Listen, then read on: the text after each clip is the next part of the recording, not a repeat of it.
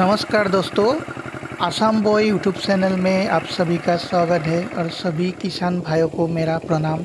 आज हमने हमारे खेती में पूजा किया है। इसलिए किया है कि आज हमारे धान खेती का पहली रुपाई का शुभ आरंभ किया है। तो असम के सभी हिंदू लोग पहली रुपाई के दिन ऐसे ही खेती में पूजा करते हैं। लक्ष्मी देवी माँ का पूजा करते हैं, साथ में गणपति बाबा का भी पूजा करके खेती का शुभ आरंभ करते हैं।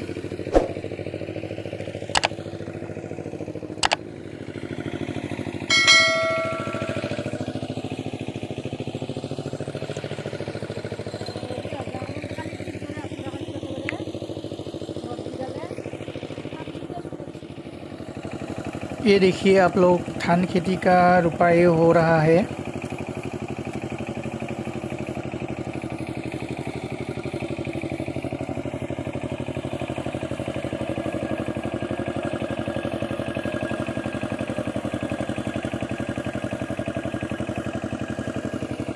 हमारा गांव असम मेघालय के बॉर्डर में है, बॉर्डर के पास ही है।